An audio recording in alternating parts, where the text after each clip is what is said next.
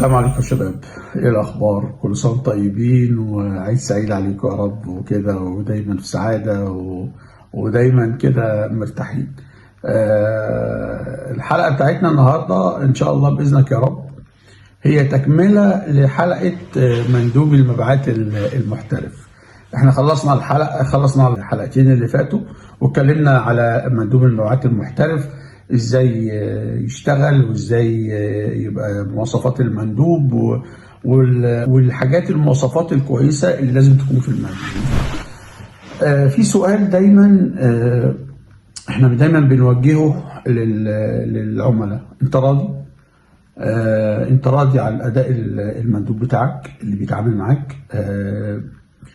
دايما العميل بيحب يحس ان هو بيتعامل مع شخص صادق وامين، وهو ده محور الحلقه بتاعت النهارده، الصادق الامين. طبعا الرسول صلى الله عليه وسلم هو اللي كان دايما بيوصف ان هو الصادق الامين. ربنا سبحانه وتعالى قبل ما ينزل الوحي على الرسول صلى الله عليه وسلم كان من احد الصفات اللي كانت بارزه في الرسول صلى الله عليه وسلم الصدق والامانه. طبعا ايام ما كان مع السيده خديجه وكان ماسك التجاره، وسبحان الله كانت الصفتين دول يعني ملتزمين بالرسول عليه الصلاه والسلام. فطبعا الرسول صلى الله عليه وسلم اسوه حسنا طبعا. فهي النقطه فين؟ ان انت انا ما كلمتش عليها الحلقه اللي فاتت لاني كنت حابب اعمل لها حلقه منفصله، وفي نفس الوقت كمان حد عندي تاجر حبيبي قوي كده بنتناقش في الحلقه فقال لي يا باشا انت ما قلتش المصداقيه. هي طبعا الصفه دي لازم تكون موجوده اصلا اوريدي في البني ادم، مش في مندوب مبيعات بس. يعني الحاجات اللي هي البديهيه او الحاجات اللي هي احنا بنتكلم عليها كحاجات، احنا مسلمين وبنراعي ربنا دايما وعارفين الحلال والحرام. بس الصفه دي هي ليه مهمه جدا جدا جدا في المندوب؟ لان هي مربوطه بالحياه العمليه بتاعته او بالشغل العملي بتاعه. انت لازم تكون صادق جدا جدا جدا مع العميل بتاعك. كم حد فينا اشترى حاجه ومش راضي عن اللي اشتراه، مش راضي عن المنتج اللي اشتراه؟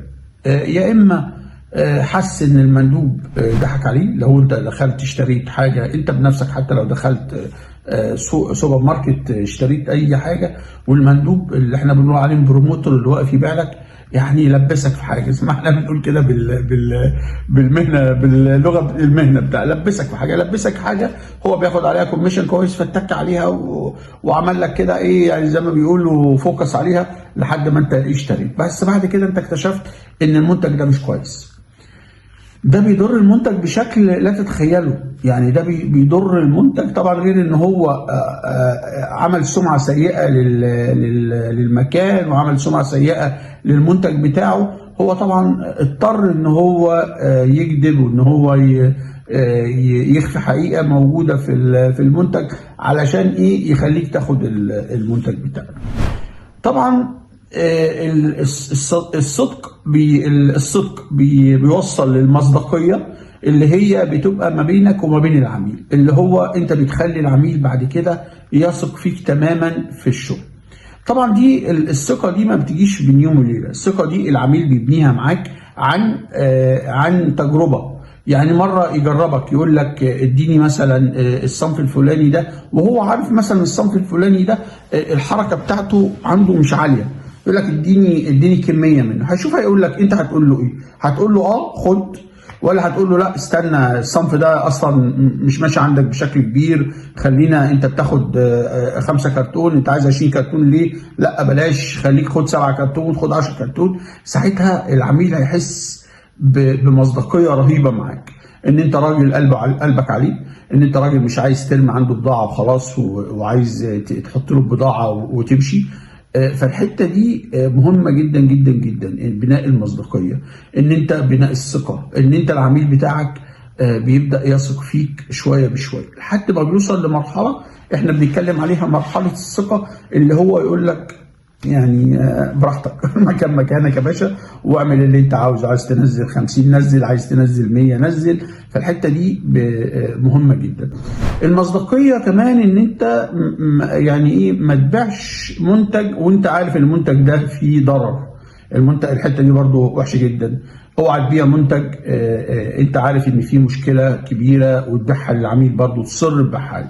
الحته دي هتخلي العميل يفقد فيك المصداقيه وهتضر المنتج بتاعك جدا. لو انت عندك المنتج فيه مشكله بلاش تبيعه، احسن ارجع لشركتك قول لهم المنتج ده فيه مشكله الفلانيه، حلوها قبل ما ننزلها السوق علشان تكسب ثقه العميل.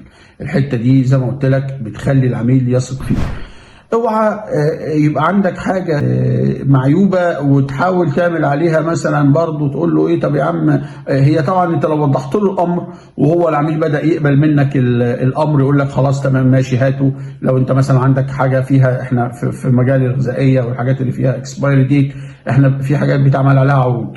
في حاجات بتقول له مثلا ايه دي فيها 3 شهور، هي مثلا تاريخ الانتاج بتاعها سنه، هو باقي فيها 3 شهور، فانت بتقول له ايه خلاص انا هاخد المنتج ده في 3 شهور وانا هعمل لك عليه خصم مثلا 50%. فانت كده خلاص، انت كده راجل زي ما بيقولوا كده عداك العيب. انت راجل دخلت معاه بكل مصداقيه وكل وضحت له. انما في ناس يخش يقول له عايز 5 كرتون مثلا، يروح مديله ايه تاريخ فيه شهرين ولا حاجه، وبعد كده انت هترجع لك يا باشا او هتلبسها تاني. هو هترجع لك تاني لانها ممكن ما تمشيش على الرف، وهتلاقي نفسك العميل نفس القصه، وهتلاقي نفسك بتفقد المصداقيه بتاعت العميل. فهي دي النقطه، ان انت لازم توضح العميل كل المواصفات، العيوب، لو فيها عيوب ولا حاجه يبقى العميل عارفها معاك.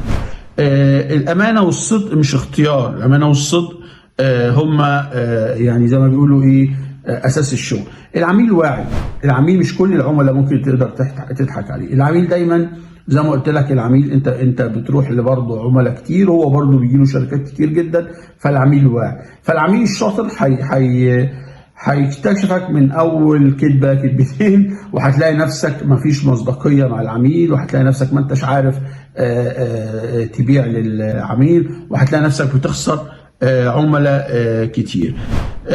ما تحاولش تعمل مبالغه في الوعود، دي برضو نقطة مهمة جدا. ما توعدش كتير، وما توعدش ان انا هعمل لك وهعمل لك جندولة وهعمل لك كذا وانا هجيب لك خصم. ما تعملش كده. المصداقية برضو بتيجي من الحتة دي، بتيجي من ان انت لازم تكون عندك يعني زي ما احنا قلنا في الدورة ان انت تفي بالوعود بتاعتك. هتقدر تعمل كده قول له هقدر، مش هعمل كده. مش هتقدر، عندك حلين، يعني انت من الاول تقول له لا مش هقدر ده صعب عليا، يا اما تقول له انا هرجع لادارتي، هرجع للشركه بتاعتي.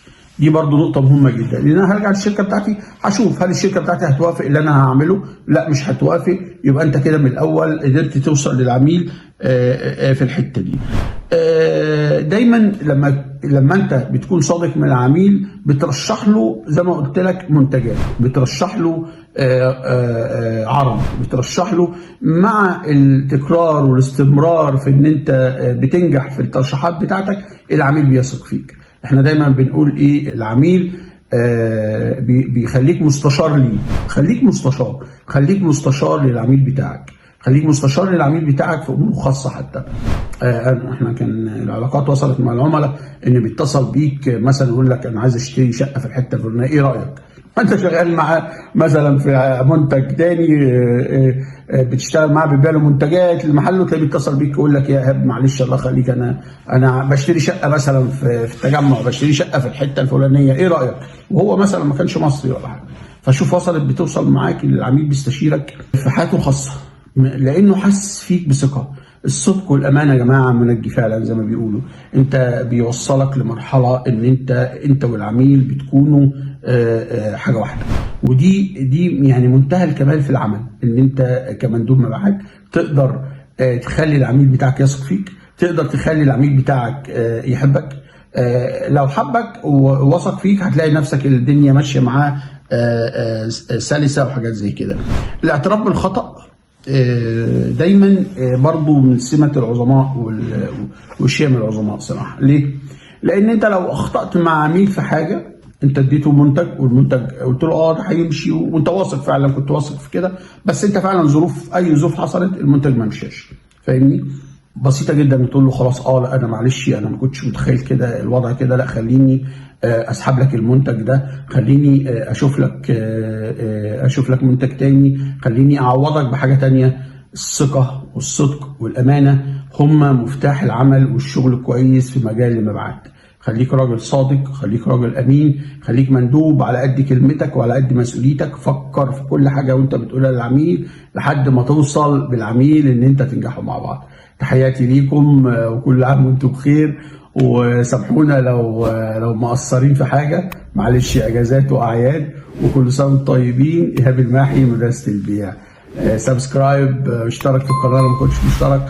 اي حاجه عندك عايز تسالها قولها، تحت امرك. تحياتي لكم جميعا وكل عام وانتم بخير.